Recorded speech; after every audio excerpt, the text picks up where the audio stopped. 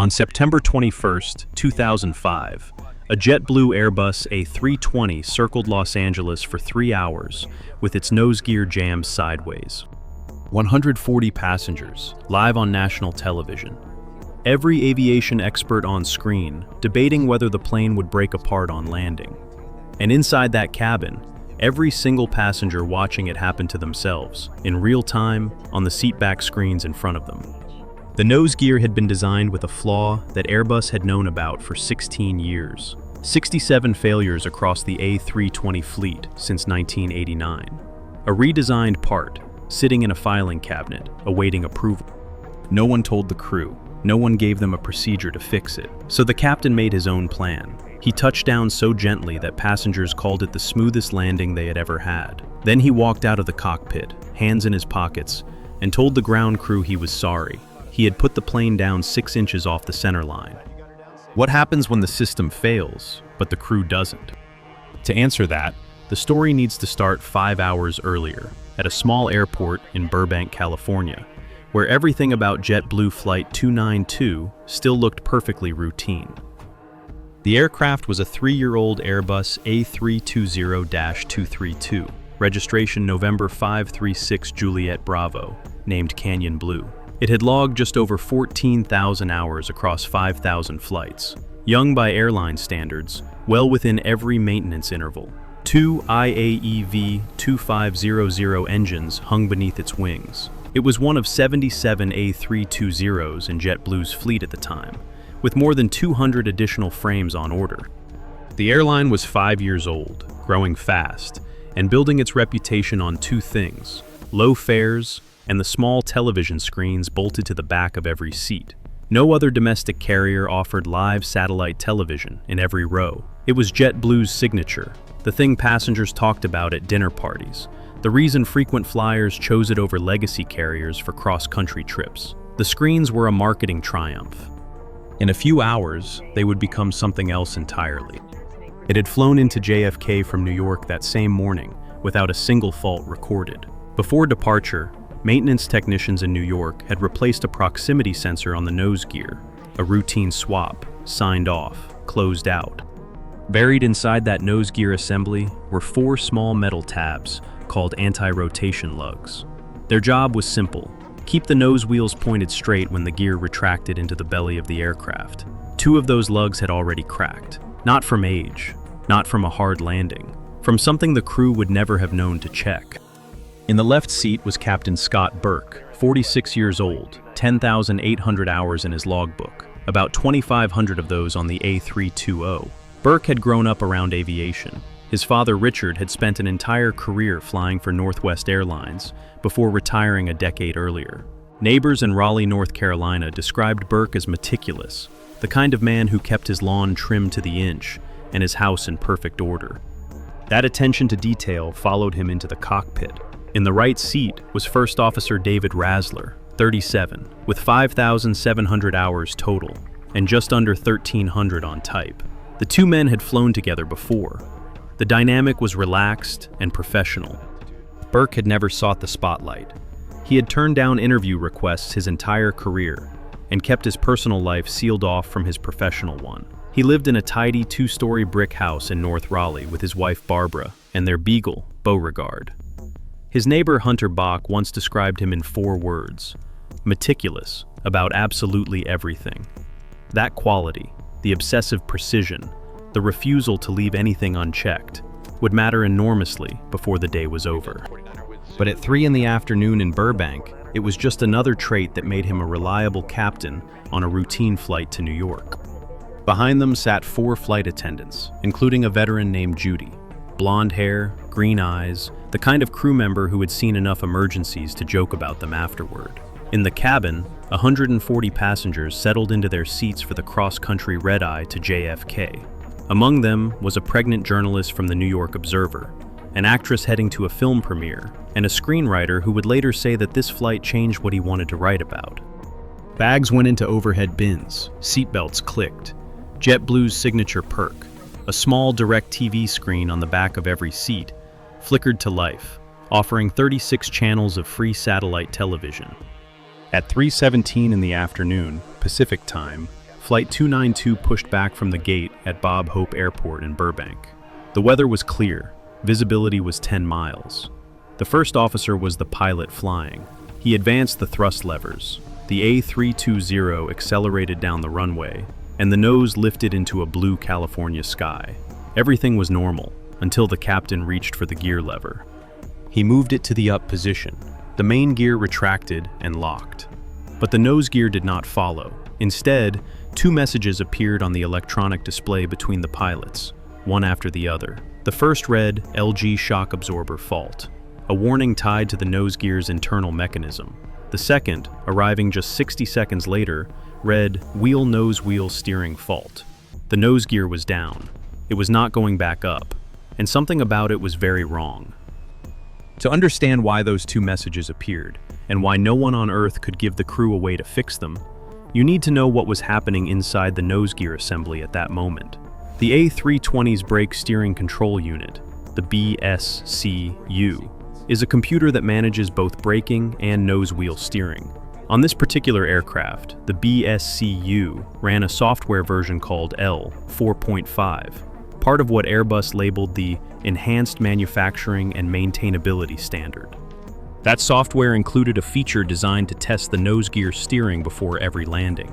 After the gear extended and locked into place, the BSCU would command the nose wheels to rotate 2.5 degrees to the left, back to center, 2.5 degrees to the right, back to center, and repeat. On average, it performed this cycle 57 times per flight. Every flight, thousands of flights. The repeated twisting applied force to the anti-rotation lugs, the four small metal tabs that held the nose wheel assembly in its centered position. Over time, that force cracked them. On Canyon Blue, 2 of the 4 lugs had fractured completely. The other 2 were cracked. When the gear retracted after takeoff, the broken lugs allowed the nose wheels to rotate freely inside the gear bay.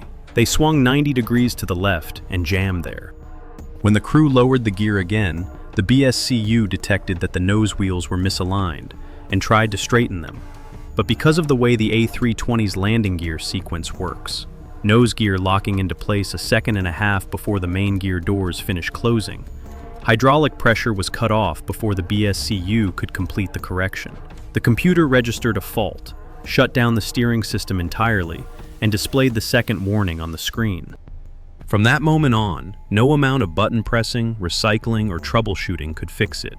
There was no approved procedure anywhere in the Airbus flight crew operating manual to reset the BSCU in flight. The crew was locked out of their own nose gear. This was the core of the problem, and the part that would later enrage investigators. The BSCU had detected the fault. The BSCU had tried to fix it. The BSCU had failed. And then the BSCU had permanently disabled the only system capable of straightening the wheels. It was a computer making a safety decision that no human could override. The manual offered no reset procedure because Airbus had never written one. Not because a reset was technically impossible. Post-incident testing would later prove that cycling the BSCU with hydraulic pressure available could successfully recenter the nose wheels and clear the fault. The procedure existed in theory. It simply did not exist on paper. No pilot in the world, flying any A320 equipped with this software, had been given the authority or the instructions to attempt it. The system had locked itself, and locked the crew out with it. Burke did not rush. He climbed to 14,000 feet over Palmdale and opened the flight crew operating manual. One line stood out. It noted that after a shock absorber fault, the nose gear, and the manual used this exact phrase, may be caught at 90 degrees. He contacted JetBlue's maintenance control in New York. They talked through the problem. They had no fix either. Burke decided to get eyes on the gear. Long Beach was a logical choice. JetBlue had maintenance staff on the ground there, a base of operations, and controllers who were familiar with the airline's aircraft. But Burke was already thinking one step ahead. Even as he set up for the flyby, he was calculating alternatives. If the gear looked bad, truly bad, Long Beach's longest runway was 10,000 feet on a good day, with limited crash and rescue capability. LAX was 15 miles to the south, with 2 parallel runways exceeding 11,000 feet, 200 feet wide, and a full complement of fire and emergency vehicles on standby around the clock. He wanted to see the gear first, then he would decide where to put the airplane down. He diverted toward Long Beach Airport, a JetBlue hub, and requested a low flyby past the control tower. Controllers in the tower looked up with binoculars. A local news helicopter that had been monitoring the frequency moved in for a closer look. The answer came back immediately. The nose gear was canted 90 degrees to the left, fully perpendicular to the fuselage. It was not going to straighten. The news helicopter's footage reached television studios within minutes. By 4 o'clock, every major network had broken into scheduled programming. Camera crews tracked the A320 as it circled low over the Los Angeles basin, a single white aircraft against a bright blue sky, its nose gear clearly visible, turned sideways. Fox News, MSNBC, ABC, all of them ran the feed live, with aviation analysts providing commentary on what might happen when the plane tried to land. Some speculated the gear could collapse on touchdown. Others discussed the possibility of fire. The phrase potential disaster appeared in more than one chyron. Inside the cabin, passengers discovered all of this in real time. JetBlue's seatback televisions, the same ones that normally played sitcoms and sports, were tuned to the same news channels. Passengers watched their own aircraft circling on screen. They saw the twisted nose gear in high definition. They heard experts discuss their chances. One passenger later told CBS that she sat in the last row and felt grateful she was far from the nose. Another described holding a stranger's hand and praying out loud. The cabin grew quiet. Some cried. Some wrote messages to family members. A few seasoned travelers cracked dark jokes. The lead flight attendant, Judy, told passengers she had once made an emergency landing on ice in Buffalo. Far worse than this, she said, and then pantomimed the wall of microphones that would greet them when it was all over. The cabin crew's performance that afternoon would later become a case study in crew resource management training across multiple airlines. Every flight attendant on board executed the emergency preparation procedure flawlessly. But what set them apart was what they did beyond the checklist. They spoke to each passenger individually, not as a group announcement, but face to face, making eye contact, answering questions, correcting brace positions by hand. They identified passengers who were traveling alone and paired them with seatmates. They found blankets for people who were shaking, not from cold, but from fear. One attendant noticed a woman hyperventilating 3 rows from the front and stayed with her, holding her hand and breathing with her in rhythm until the final approach began. None of this was in the manual. All of it mattered. If you've ever wondered what good crew resource management actually looks like under pressure, this was it. Burke made 3 decisions in sequence, each one buying time and reducing risk. First, he chose not to land at Long Beach. Its longest runway was 10,000 feet, adequate, but LAX offered runway 25 left at 11,096 feet, 200 feet wide, with full emergency services standing by. Second, he recognized that the A320 cannot dump fuel. It has no jettison system, so the only way to reduce landing weight was to burn it off. He flew the aircraft in a figure-8 pattern between Burbank and LAX for more than 2 hours, carefully tracking fuel burn and center of gravity to ensure the aircraft remained within limits. Third, he briefed every person who needed to know. He told the cabin crew that if the nose gear collapsed, the aft slides would not reach the ground, so evacuation would happen through the forward doors only. He told the flight attendants to prepare for emergency procedures up to the point of egress, and that he would make the final call on whether to evacuate or deplane normally. The flight attendants, in turn, emptied the first 3 rows and moved passengers aft. They shifted heavy bags toward the tail in a relay, tossing them hand to hand down the aisle. They briefed every passenger individually on the brace position, paying particular attention to a man holding an infant. They placed able-bodied volunteers at every emergency exit and showed them how to operate the doors. They cross-checked each other's work. They did everything by the book, and then they went beyond it. 50 minutes before landing, the lead flight attendant switched off the DirecTV system entirely.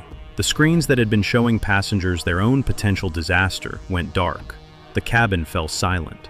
At 6,000 feet, the crew briefly allowed passengers to make phone calls to family, then instructed them to stow everything and prepare for landing. Burke took the controls from the first officer. He lined up on runway 25 left at LAX. Emergency vehicles, fire trucks, ambulances, foam units are positioned along the taxiway. The foam trucks stay parked. The FAA no longer recommends pre-foaming runways because it depletes supplies that might be needed for an actual fire and can reduce brake effectiveness. Burke announces over the intercom, "Brace!" The flight attendants shout it back through the cabin. "Brace, brace, brace!" Their voices carrying over the silence. The A320 crosses the threshold. Burke holds the nose off the ground as long as physically possible, flying the main gear onto the runway first. The rear wheels touch at 120 knots. He does not deploy the ground spoilers. He does not select reverse thrust. He does not engage auto brake. Every one of those systems would push weight forward onto the nose gear, and the nose gear cannot take it. Instead, he lets the aircraft decelerate on main wheel braking alone, keeping the nose high. At 90 knots, he begins applying normal braking. At 60 knots, the crew shuts down both engines. The nose finally settles onto the runway. The instant the sideways wheels contact concrete, they generate a shower of sparks. Flames flare each time the rubber passes over a painted centerline stripe. The tires shred apart. The wheels grind down to the axle, metal scraping against pavement. Burnt rubber fills the forward cabin. The aircraft tracks straight. Burke holds centerline with rudder and differential braking. It decelerates steadily, rolling past the emergency vehicles, past the camera crews, past the entire world watching live. It comes to a stop at 6:20 in the evening, 1,000 feet before the end of the runway. The tower confirms no fire. Burke relays this to the cabin crew. There is a moment of absolute silence, and then the cabin erupts. Cheering, sobbing, strangers embracing strangers. Burke opens the cockpit door and gives a small wave. The cheering starts again. 7 minutes later, passengers walk down a set of portable air stairs onto the tarmac, carrying their bags, blinking in the Los Angeles sunset. No evacuation slides, no stretchers, no injuries, not one. Fire crews who had been bracing for the worst stood down one by one. Battalion Chief Lou Rupali of the Los Angeles Fire Department walked over to the aircraft and later told reporters, "The pilot did an outstanding job. He kept the plane on its rear tires as long as he could before he brought the nose gear down." The nose wheels, or what remained of them, sat fused to the axle, rubber completely gone, metal scorched and flattened against the concrete. Maintenance crews would later jack the aircraft up on the runway, remove the destroyed wheels, install a replacement, and tow Canyon Blue to a hangar for full evaluation. The damage was confined entirely to the nose gear assembly. The fuselage, wings, engines, and every other system on the aircraft were untouched. On the tarmac, Los Angeles Mayor Antonio Villaraigosa and Police Chief Bill Bratton wait in a receiving line alongside JetBlue executives. It is Villaraigosa who reveals the pilot's name to the press. Burke, still in the cockpit, had radioed a different request while the aircraft was still in the air. "I want to keep the media wolves off my back," he said. "I've got nothing to say to them." When he finally walked off the aircraft, witnesses described a man with his hands in his pockets, strolling as if nothing had happened. The mayor later told reporters that Burke had apologized for putting the plane down 6 inches off the center line. Investigators from the National Transportation Safety Board arrived at LAX that night. The aircraft was towed to a Continental Airlines hangar. JetBlue did not operate out of LAX at the time, and the nose gear assembly was removed for examination. What the metallurgists found confirmed what the data had already suggested. 2 of the 4 anti-rotation lugs on the upper support assembly had fractured completely from fatigue. The other 2 contained cracks propagating along the same path. The fatigue had been induced not by operational wear, but by the BSCU's pre-landing steering test, the same automated cycle that rotated the nose wheels left and right, 57 times per flight, every flight, accumulating stress on components that were never designed to absorb it. The NTSB's probable cause statement was precise. The fatigue failure of 2 anti-rotation lugs due to repeated cyclic pre-landing tests, which allowed the nose wheels to deviate from the 0-degree position on landing gear retraction. Contributing factors included the design of the BSCU system logic, which prevented the nose wheels from centering after extension, and the absence of any procedure allowing the flight crew to reset the system. But the investigation revealed something far more troubling than a single design flaw. This was not a new problem. A Canadian aviation study published in 2004 had documented 67 nose landing gear failures on A319, A320, and A321 aircraft worldwide since 1989. At least 7 of those involved the nose wheels locking at 90 degrees, the exact failure mode that hit Flight 292. In 1999, an America West A320 landed in Columbus, Ohio, with its nose gear sideways, caused by a faulty seal that Airbus already knew about. In November 2002, another JetBlue flight to New York experienced the same failure. 3 weeks later, a United Airlines A320 landed in Chicago with sparks streaming from its nose wheels, one wheel ground down to the axle. In each case, the cause was traced back to either improper shock absorber installation or the stress induced by the BSCU's steering test cycle. Airbus issued service advisories. The FAA issued airworthiness directives.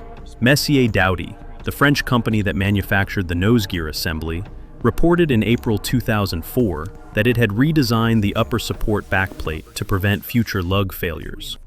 But at the time of Flight 292, 18 months later, that redesign was still awaiting regulatory approval. It had not been installed on a single aircraft. The timeline was damning. 1989, first documented nose gear failure on the A320 family. 1999, America West lands in Columbus with sideways gear. Faulty seal identified, advisory issued. 2002, 2 more incidents in 3 weeks, JetBlue and United, both traced to the same stress pattern. 2004, Messier Dowty completes a redesigned backplate and submits it for approval. 2005, 18 months after the redesign was ready, Flight 292 takes off from Burbank with cracked lugs that the new part was specifically designed to prevent. 16 years of data, 67 incidents, 1 redesigned component waiting in a queue, and a crew flying an aircraft that could have been fixed before it ever left the ground. The crew of Flight 292 flew into this problem with no warning and no tools. The FCOM told them the nose gear might be stuck. It did not tell them why. It did not give them a reset procedure. It did not mention that a computer was actively preventing the hydraulic system from straightening the wheels. Burke and Rasler had to figure out on their own that the only option was to land on a sideways nose gear, and then figure out how to do it in a way that kept 146 people alive. They had no checklist for this. They wrote their own.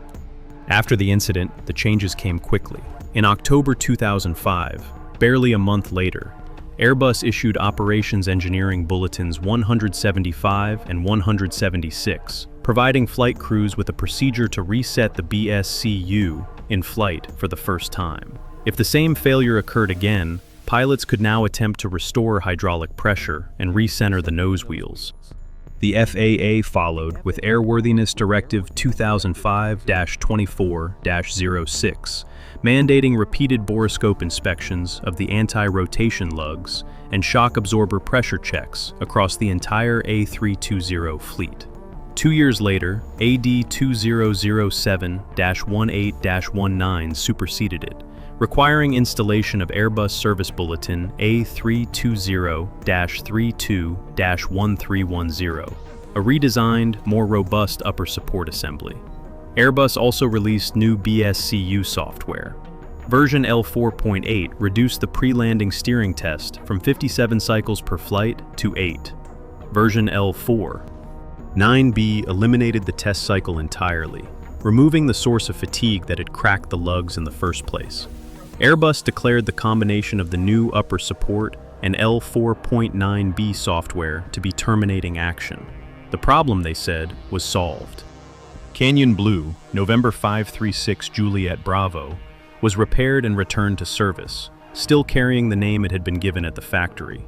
The flight number was quietly changed. JetBlue's Burbank to JFK route became Flight 358 instead of 292. Passengers received full refunds, $1,000 in travel vouchers, and access to counseling services. The airline's CEO, David Neeleman, issued a public statement expressing deep appreciation for the crew's professionalism.